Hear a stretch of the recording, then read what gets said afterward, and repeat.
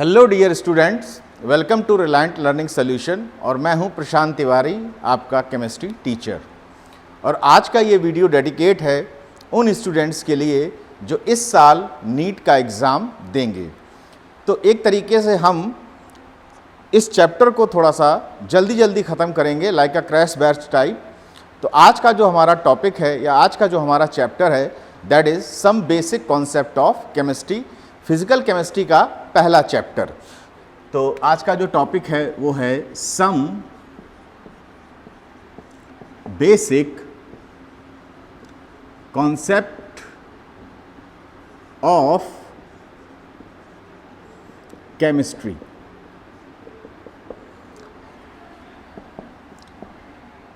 ये chapter numerical point of view से तो इम्पॉर्टेंट है ही, साथ ही साथ इस चैप्टर पे फिजिकल केमिस्ट्री के आने वाले चैप्टर भी बहुत बेस्ड करते हैं। जैसे कि इसमें हम पढ़ेंगे मोल कॉन्सेप्ट, इसमें हम पढ़ेंगे स्टाइकोमेट्री और इसमें हम पढ़ेंगे कॉन्सेंट्रेशन टर्म्स। तो जैसे अगर हम मोल कॉन्सेप्ट और स्टाइकोमेट्री की बात करें तो ये आने वाले चैप्टर्स में भी हमारे लिए बहुत ज़रूरी हैं। लाइक केमिकल इक्विलिब्रियम में भी हमें मोल कॉन्सेप्ट की ज़रूरत पड़ेगी, ठीक है। और जैसे कंसंट्रेशन टर्म्स जो हम पढ़ेंगे इस चैप्टर में, वो हमारा जो 12th का चैप्टर है सॉल्यूशन, उसमें भी हम कंसंट्रेशन टर्म्स पढ़ते हैं। तो ये चैप्टर ना सिर्फ न्यूमेरिकल पॉइंट ऑफ व्यू से इम्पॉर्टेंट है, जबकि ये बेस तैयार करता है आने वाले फिजिकल केमिस्ट्री के और चैप्टर्स के लिए। तो विदाउट वेस्टिंग टाइम हम स्टार्ट करते हैं। तो सबसे पहली चीज आती है मोल कॉन्सेप्ट। तो अगर हम मोल शब्द को देखें तो मोल क्या है, हमारे दिमाग में क्वेश्चन आता है कि मोल क्या है। तो अगर हम आपसे पूछें, अगर मैं आपसे पूछूं कि मीटर क्या है, what is metre, what is metre, तो आपका जवाब होगा सर ये तो यूनिट है। और मीटर यूनिट किसकी होती है? मीटर यूनिट होती है unit of length. Metre unit है unit of length. In a similar manner अगर मैं आपसे पूछूं कि व्हाट इज किलोग्राम, अगर मैं पूछूं कि व्हाट इज किलोग्राम, तो आप बोलोगे it is the unit of mass, unit of mass. ऐसे ही अगर मैं पूछूं व्हाट इज सेकंड, तो आपका जवाब होगा second is the unit of time. इसी तरीके से अगर मैं बात करूं मोल की, तो जो मोल होता है वो यूनिट, वो भी एक यूनिट है, और वो यूनिट है unit of amount of substance, unit of amount of substance. यानी कि जब हम केमिस्ट्री में हम जब भी अमाउंट ऑफ सब्सटेंस की बात करते हैं तो हम मोल की बात करते हैं। Mole is the unit of amount of substance. एक छोटी सी बेसिक सी definition, mole is the unit of amount of substance. हम केमिस्ट्री में जब भी अमाउंट की बात करेंगे, जब भी कोई सब्सटेंस लेंगे, जब भी कोई गैस लेंगे और उसका अमाउंट देखेंगे, तो हम उसको मेज़र करेंगे इन टर्म्स ऑफ मोल। तो ये तो मोल की एक बेसिक सी डेफिनेशन थी। अब अगर हम बात करें कि एक मोल होता क्या है, तो 1 मोल, आप जब भी 1 मोल की बात करते हो तो 1 mole of any substance, 1 mole of any substance contain 6.02 into 10 to power 23। ये एक स्पेशल नंबर है, 6.02 into 10 to power 23 entities. Entities का क्या मतलब है अभी हम देखेंगे। ये जो 6.02 इंटू 10 टू पावर 23 ये जो नंबर है, ये एक बहुत ही स्पेशल नंबर है और इस नंबर को डिराइव किया था मिस्टर एवोगैड्रो ने। तो इस नंबर को हम लोग एवोगैड्रो नंबर भी कहते हैं। इस नंबर को हम लोग एवोगैड्रो नंबर भी कहते हैं और कभी कभी हम इसको शॉर्ट में एन ए से रिप्रेजेंट करते हैं, जहाँ पर एन भी कैपिटल है और ए भी कैपिटल है। अगर आप ए को स्मॉल बना दोगे तो वो सोडियम का सिंबल बन जाएगा, जो कि गलत है। दोनों कैपिटल हैं, यानी मतलब 1 मोल, आप 1 मोल कुछ भी लेंगे उसमें 6.02 इंटू 10 टू पावर 23 एंटाइटीज होंगी। लाइक अगर हम लोग 1 मोल बुक की बात करें तो उसमें बुक होंगी 6.02 इंटू 10 टू पावर 23 बुक्स।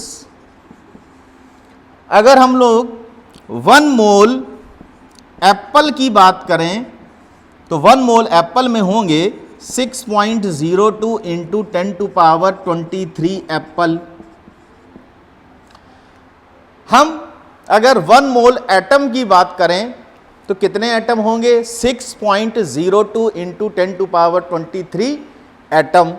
अगर हम लोग मॉलिक्यूल की बात करें तो मॉलिक्यूल कितने होंगे 1 मोल में? 6.02 इंटू 10 टू पावर 23 मॉलिक्यूल्स। अगर हम लोग 1 मोल इलेक्ट्रॉन की बात करें तो इलेक्ट्रॉन भी कितने होंगे? 6.02 into 10 to power 23 electron. In a similar manner proton, in a similar manner neutron. मतलब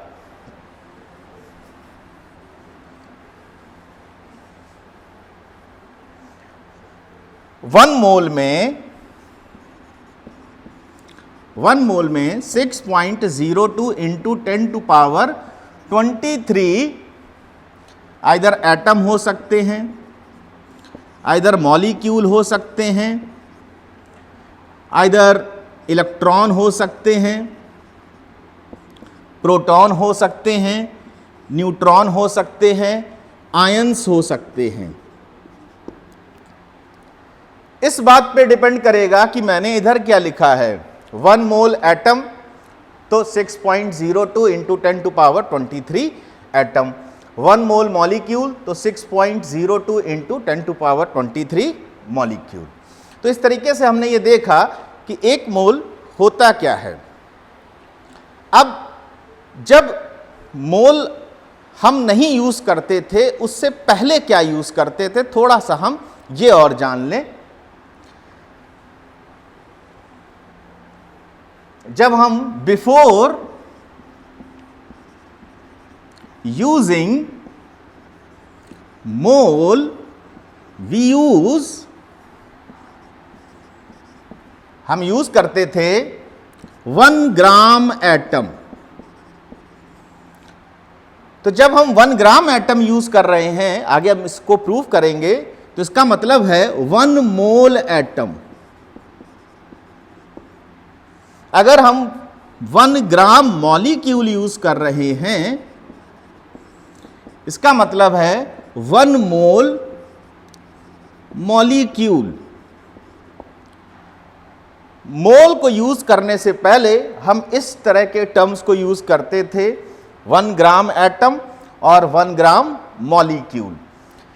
जब हमने मोल को यूज करना स्टार्ट कर दिया, तब हम 1 मोल एटम यूज करने लगे या फिर 1 मोल मॉलिक्यूल यूज करने लगे। इस तरह के टर्म्स आज भी न्यूमेरिकल्स में आते हैं और आपको बहुत परेशान करते हैं। तो आप याद रखिएगा, 1 ग्राम एटम मतलब 1 मोल एटम, 1 ग्राम मॉलिक्यूल मतलब 1 मोल मॉलिक्यूल। अब आपके दिमाग में प्रश्न ये उठ रहा होगा कि सर 1 ग्राम मॉलिक्यूल में 1 मोल मॉलिक्यूल कैसे आए, या 1 ग्राम एटम में 1 मोल एटम कैसे आए। तो इसको भी हम धीरे से देखेंगे। तो हम लोगों ने मोल के बारे में जाना कि मोल क्या है। मोल is the unit of amount of substance, और 1 मोल में 6.02 इंटू 10 टू पावर 23 एंटाइटीज होती हैं, और तीसरी चीज़ जानी हमने कि बिफोर यूजिंग मोल हम वर्ड यूज़ करते थे, हम टर्म यूज़ करते थे 1 ग्राम एटम या 1 ग्राम मॉलिक्यूल। अब थोड़ा सा फंडामेंटल चीज़ों के बारे में हम लोग जान लें। जैसे हम लोग कार्बन ले लें 6C12, हमने कार्बन का एक एटम लिया है। हम ये फंडामेंटल केमिस्ट्री आपको बता रहे हैं ताकि आपको मतलब समझ में आ जाए पूरा 1 ग्राम मॉलिक्यूल 1 ग्राम एटम का। हमने ये कार्बन लिया और मैंने आपसे कहा कि कार्बन एटम का वेट कितना होगा, कार्बन के एक एटम का वेट, तो wait of 1 atom of carbon, हमको ये निकालना है कि कार्बन के एक एटम का वेट कितना होगा। तो जैसे मैंने 6C12 लिया है तो इसमें हमारे होंगे कार्बन में 6 इलेक्ट्रॉन, 6 प्रोटॉन और 6 न्यूट्रॉन। 6 इलेक्ट्रॉन होंगे, 6 प्रोटॉन होंगे और 6 हमारे क्या होंगे, न्यूट्रॉन। तो जैसे अगर हमको एक एटम का वेट निकालना है और आपको पता है कि कार्बन के एक एटम में 6 इलेक्ट्रॉन हैं, 6 प्रोटॉन हैं और 6 न्यूट्रॉन हैं, तो वेट कैसे निकालेंगे? हम निकालेंगे 6 into mass of 1 proton plus 6 into mass of 1 neutron, और हम करेंगे plus 6 into mass of 1 electron. जैसे कि मैंने आपको एटॉमिक स्ट्रक्चर चैप्टर में बताया था कि जब हम लोग मास निकालते हैं तो हम इलेक्ट्रॉन के मास को नेग्लेक्ट कर देते हैं, क्योंकि इलेक्ट्रॉन का मास प्रोटॉन और न्यूट्रॉन की कंपैरिजन में बहुत कम होता है, तो हम इसको नेग्लेक्ट कर देंगे। अब अगर हम लोग बात करें मास ऑफ 1 प्रोटॉन की, तो मास ऑफ 1 प्रोटॉन यहां देख लें, ये लगभग होता है 1.67 इंटू 10 टू पावर 24 ग्राम। लगभग इतना ही मास ऑफ न्यूट्रॉन भी होता है, लगभग इतना ही मास ऑफ न्यूट्रॉन भी होता है। और इस चीज को हम लोग बोलते हैं 1 AMU। AMU का मतलब है एटॉमिक मास यूनिट। 1 AMU का मतलब है atomic mass unit, and that is equal to 1.67 into 10 to power minus 24 gram. तो हम लोग यहां निकालने जा रहे हैं weight of 1 atom of carbon. तो हमने जैसा कि अभी आपको बताया कि प्रोटॉन और न्यूट्रॉन का मास लगभग बराबर होता है, तो हम यहां लिख सकते हैं 12 into 1.67 into 10 to power minus 24 gram, या इसको हम लिख सकते हैं 12 AMU। यहां पे देखिए आप, तो wait of 1 atom of carbon कितना आया, 12 AMU। Wait of 1 atom of carbon कितना आया, 12 AMU। ठीक। अब अगर मैं आपसे कहूं कि एक AMU की डेफिनेशन क्या होगी इन टर्म्स ऑफ कार्बन, तो अगर हम कार्बन के एक एटम के मास का 1/12 कर दें तो AMU की डेफिनेशन आ जाएगी। अगर मैं इसको 1/12 कर दूं तो यहां पे कितना आ जाएगा, 1/12 कर दूं अगर इंटू 12 AMU, तो यहां पर आ जाएगा 1 AMU, राइट। तो 1 AMU की डेफिनेशन क्या आई कि 1 AMU क्या होता है, 1 AMU इक्वल टू होता है 1/12 मास ऑफ 1 एटम ऑफ कार्बन। तो एक AMU की डेफिनेशन क्या आई, 1/12 मास ऑफ 1 एटम ऑफ कार्बन। यहां पे आपको मैंने ये चीज प्रूव भी करके दिखा दी कि एक AMU की डेफिनेशन क्या आई, 1/12 मास ऑफ 1 एटम ऑफ कार्बन। ये एक स्टैंडर्ड डेफिनेशन है, राइट। तो अभी तक हम लोगों ने मोल के बारे में जाना, मोल क्या कहते हैं, मोल, और हम लोगों ने जाना 1 ग्राम एटम, 1 ग्राम मॉलिक्यूल, और हमने जाना 1 AMU की definition.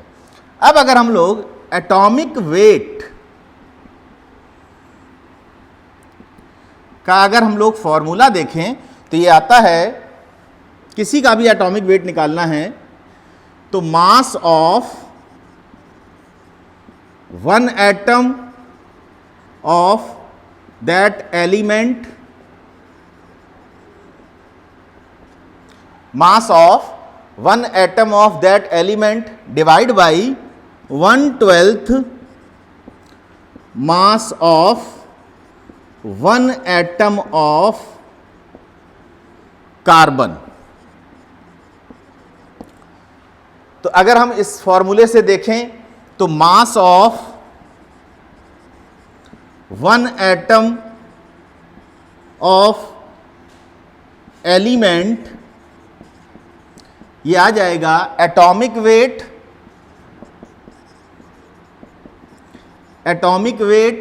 Into 1/12 mass of 1 atom of carbon, और इस चीज को हम लोग बोलते हैं 1 AMU।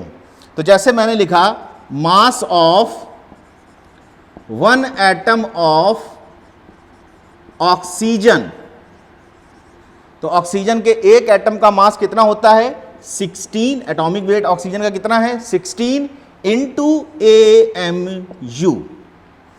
अब आपको समझ में आया होगा, जब हम लोग एक एटम की बात करते हैं, जैसे मैंने बोला ऑक्सीजन के एक एटम का मास, तो वो कितना होगा 16 AMU। ऑक्सीजन के एक एटम का मास कितना आया 16 AMU। ऐसे कार्बन के एक एटम का मास कितना आया था 12 AMU। AMU atomic mass unit. तो हम लोगों ने एटॉमिक मास यूनिट क्या होती है ये पता लगा लिया, ठीक है। हमने पता लगाया mass of 1 atom of oxygen equal to 16 AMU। ये हमने पता लगा लिया, mass of 1 atom of oxygen कितना आया 16 AMU। ओके, अभी इससे पहले हमने थोड़ी देर पहले पढ़ा था कि एक मोल में कितने एटम होते हैं 6.02 इंटू 10⁻23। तो अगर हम यहां पर लिखें मास ऑफ 1 मोल एटम,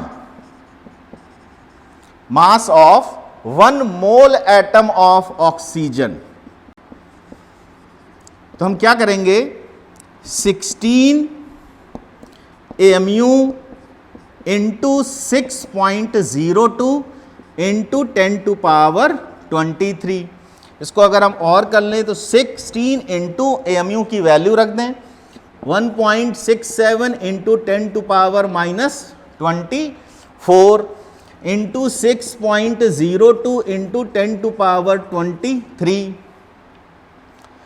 आपको मैं बता दूं इन दोनों का कैलकुलेशन करते हैं तो लगभग 1 आता है।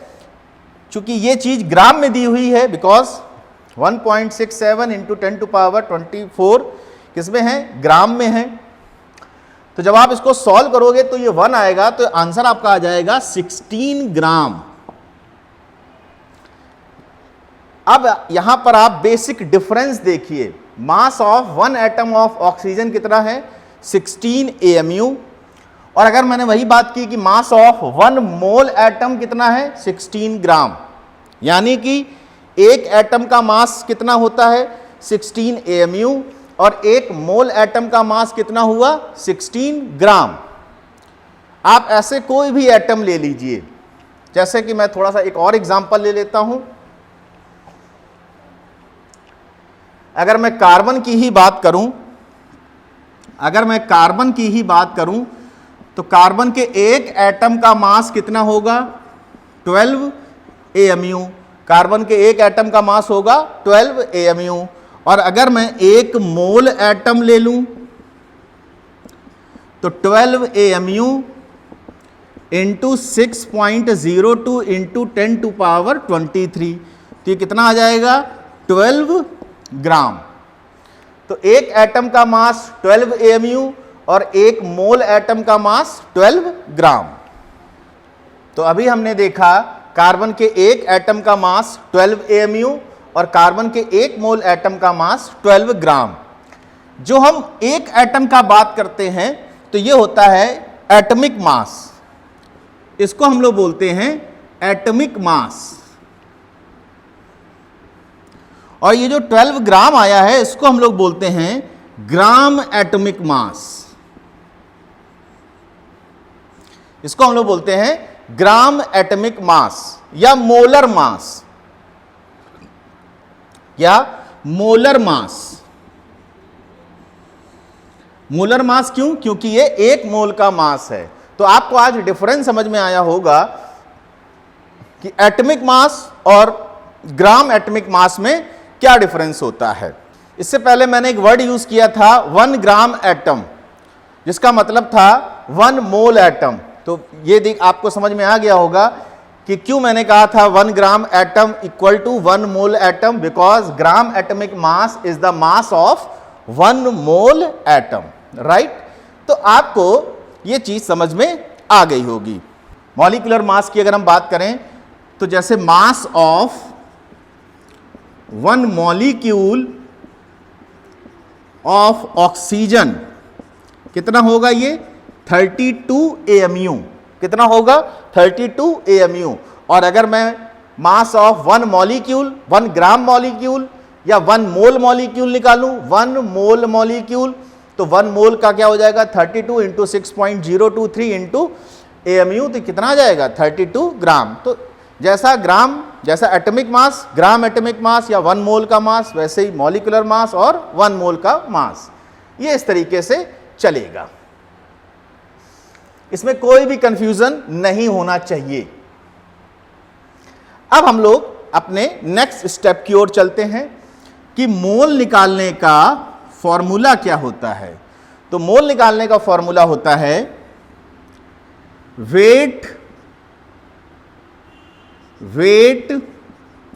Of substance in gram, weight of substance in gram divide by molecular mass divide by molecular mass या एटॉमिक मास।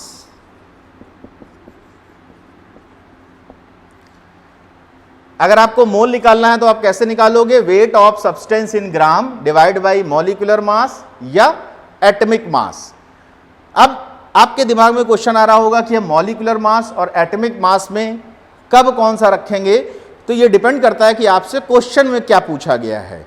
अगर आपसे मोल्स ऑफ एटम पूछे गए हैं तो आप एटॉमिक मास रखेंगे, और अगर आपसे मोल्स ऑफ मॉलिक्यूल पूछे गए हैं तो आप मॉलिक्यूलर मास रखेंगे। परेशान मत होइए, मैं आपको एक एग्जांपल से सब समझाता हूं। जैसे कि क्वेश्चन है, find out moles of oxygen atom present in 64 gram oxygen. Question क्या पूछा गया है? Find out. अब आप इस चीज को देखिए, क्या पूछा गया है? Moles of oxygen atom. क्या पूछा गया है? Find out moles of oxygen atom, find out moles of oxygen atom in 64 gram oxygen. तो अब आपसे ऑक्सीजन एटम के मोल पूछे गए हैं तो आप यहां पर एटॉमिक मास रखेंगे, और ऑक्सीजन का एटॉमिक मास कितना होता है? 16। तो 64/16, तो आंसर आ गया आपका 4।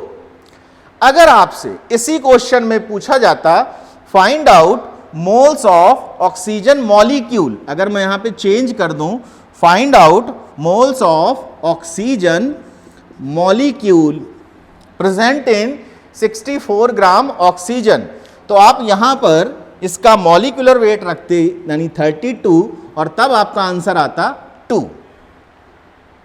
तो आई थिंक आपकी समझ में आ गया होगा कि कब हमको मॉलिक्यूलर मास रखना है और कब हमको एटॉमिक मास रखना है।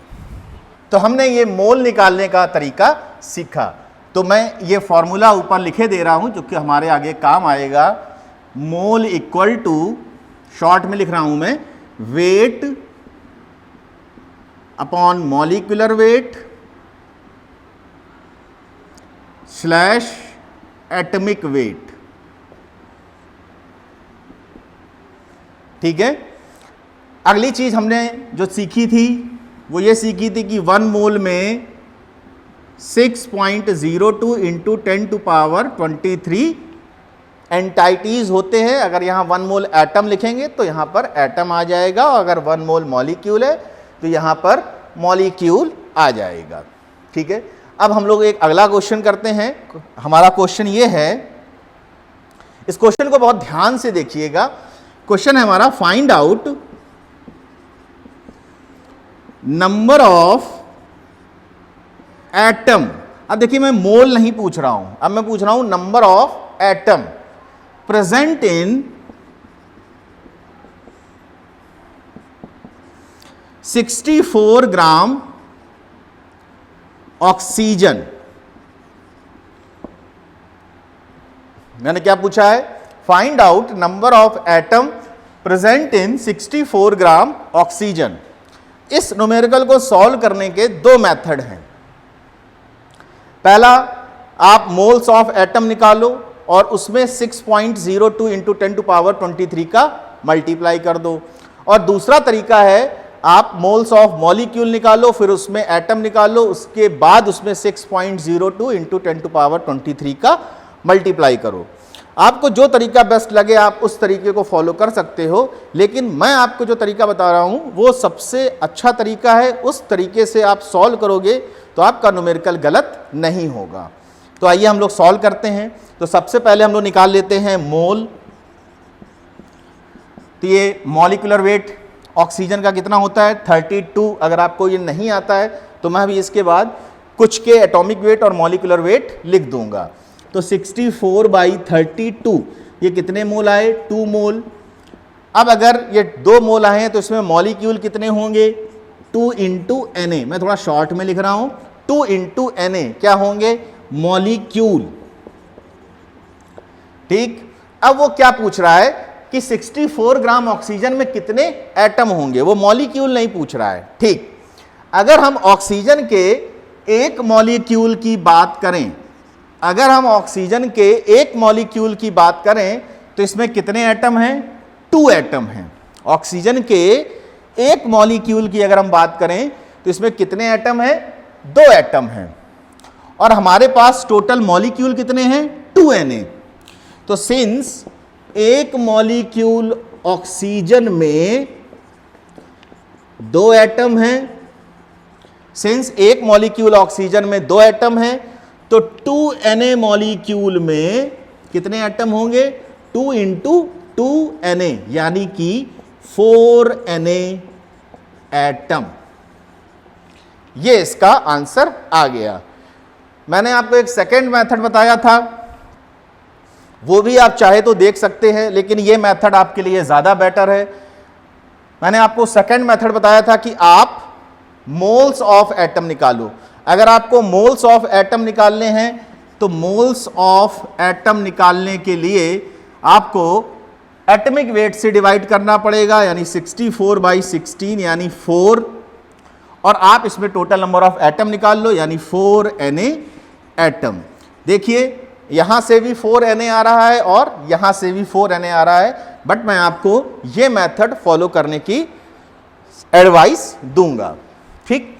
इसके बाद हम लोग आगे बढ़ते हैं, एक और न्यूमेरिकल ट्राई करते हैं। अगला न्यूमेरिकल है, find out total number of atom in 32 gram CH4। 32 gram CH4 में टोटल नंबर ऑफ एटम कितने होंगे? तो आइए सबसे पहले आपको मोल निकालना है। चूंकि ये मोल कॉन्सेप्ट आप पढ़ रहे हो तो आपको सबसे पहले मोल निकालना है। तो अगर हम मोल निकालें तो वेट दे रखा है 32, और अगर हम CH4 का मॉलिक्यूलर वेट निकालें तो कार्बन का होता है 12 और हाइड्रोजन का होता है 1 × 4, तो टोटल हो गया 16, तो डिवाइड बाई 16, तो ये आ गया 2 मोल। अब हम इसमें मॉलिक्यूल निकालें तो 2 × Na क्या आ गया इसमें, मॉलिक्यूल। और हमको क्या निकालना है, एटम। तो अगर हम CH4 के एक एटम की बात करें तो इसमें एक कार्बन का एटम है और 4 हाइड्रोजन के एटम है, तो टोटल नंबर ऑफ एटम कितने हैं इसमें, 5 एटम हैं। और हमारे पास मॉलिक्यूल कितने हैं, 2 Na मॉलिक्यूल। तो एक मॉलिक्यूल में 5 एटम, तो 2 Na मॉलिक्यूल में 2 × 5 Na एटम, तो आंसर आ गया 10 Na एटम। तो इस तरीके के न्यूमेरिकल इसमें हैं। कभी कभी अब मैं आपको थोड़ा से एटॉमिक वेट के बारे में और बता दूं। हाइड्रोजन का होता है 1, तो H2 का मॉलिक्यूलर वेट होगा 2, ऑक्सीजन का होता है 16, तो O2 का 32, नाइट्रोजन का 14, तो N2 का 28, सल्फर का 32, कैल्शियम का 40, सोडियम का 23। ये आपको थोड़े थोड़े से याद रखने हैं, तो बहुत सारे, लेकिन मैंने आपको जनरली जो पूछे जाते हैं वो बता दिए हैं।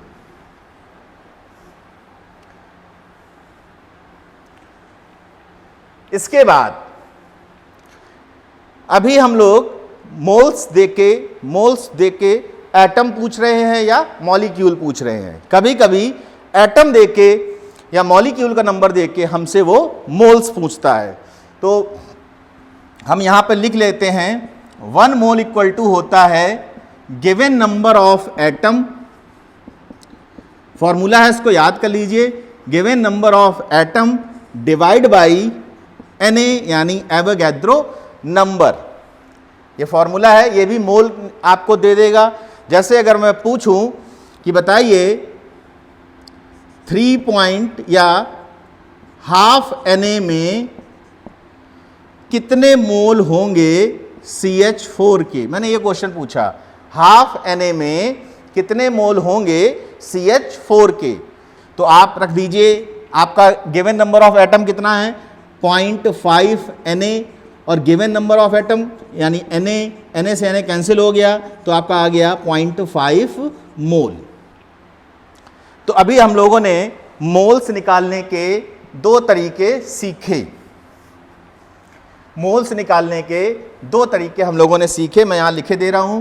पहला है मोल इक्वल टू, बार बार आप उस चीज को बोलेंगे, mole equal to weight upon molecular weight slash atomic weight, and that is equal to given number of atom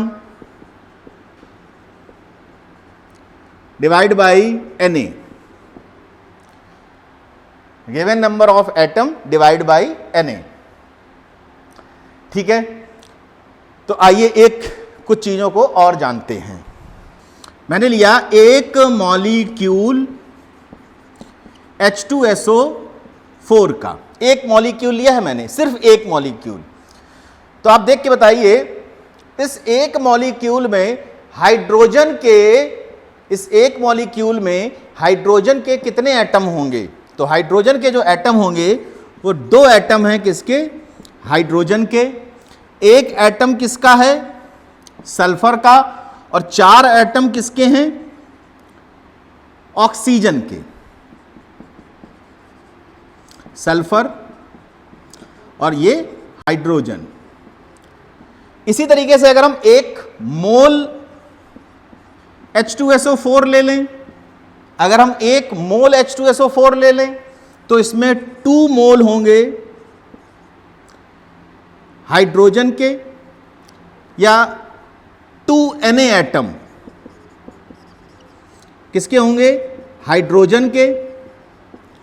1 Na atom कितने किसके होंगे, सल्फर के,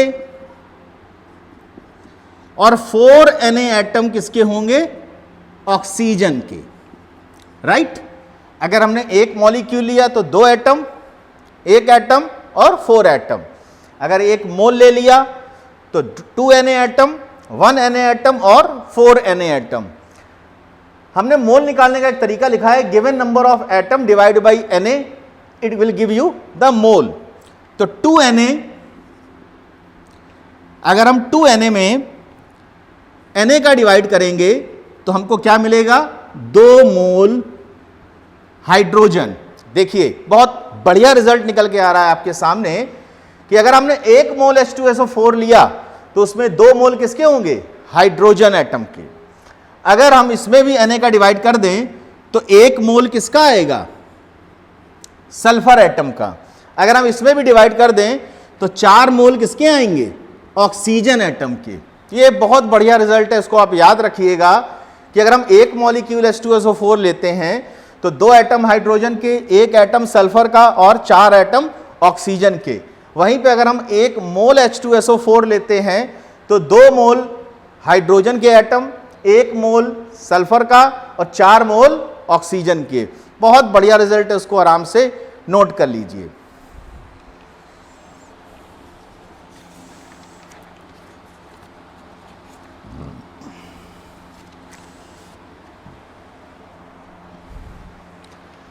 आई थिंक आपने नोट कर लिया होगा।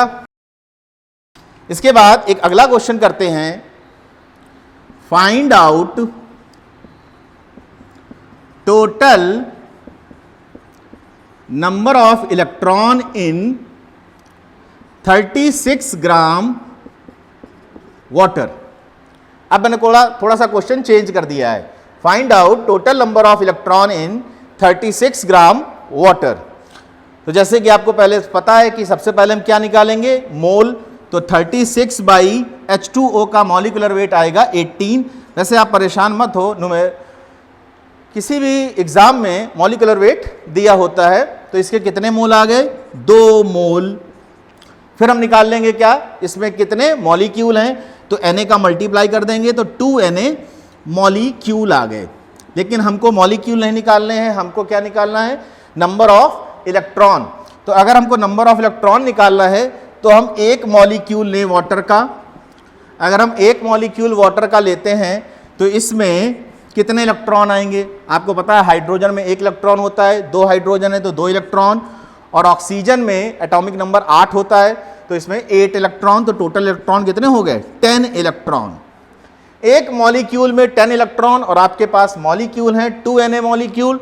तो 2 Na मॉलिक्यूल में 20 Na इलेक्ट्रॉन्स होंगे। ठीक है, एक मैं न्यूमेरिकल आपको आपके घर से करने को दे रहा हूं, आप कमेंट बॉक्स में कमेंट करिएगा, न्यूमेरिकल लिखिए। न्यूमेरिकल है, find out total number of atom comma hydrogen atom comma sulphur atom comma oxygen atom comma electron comma proton comma neutron in 98 gram H2SO4। ये न्यूमेरिकल मैंने आपको होमवर्क की तरीके से दिया है, इसको आप कमेंट बॉक्स में कमेंट करके मेरे को बताइएगा।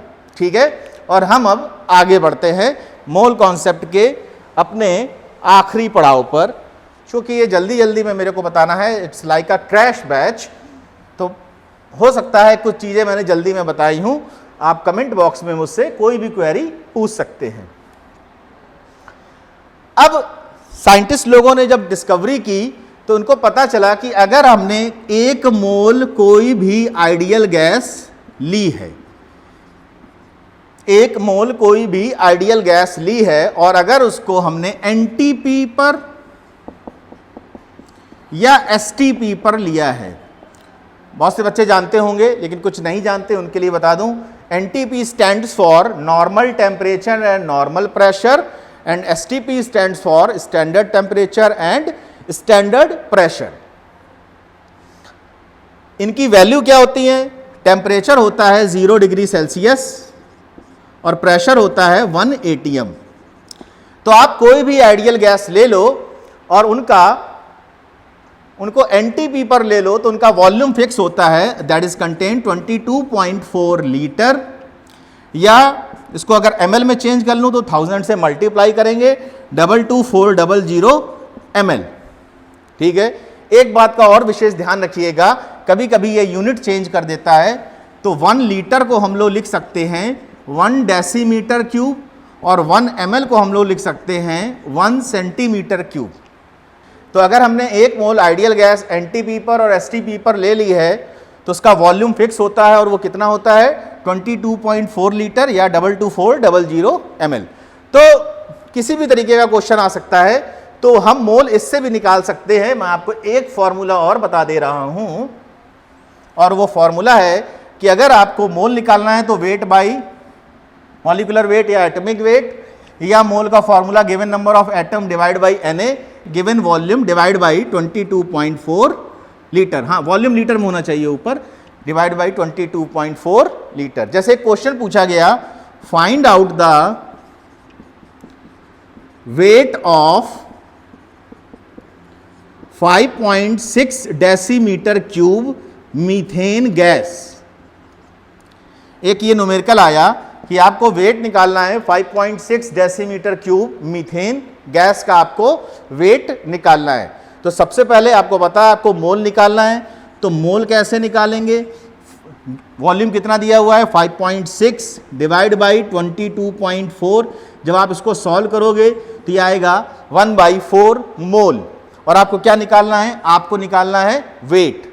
तो आप क्या करोगे, mole equal to weight by molecular weight, mole है 1/4 equal to x by molecular weight 16, तो x इक्वल टू आ गया 4 ग्राम।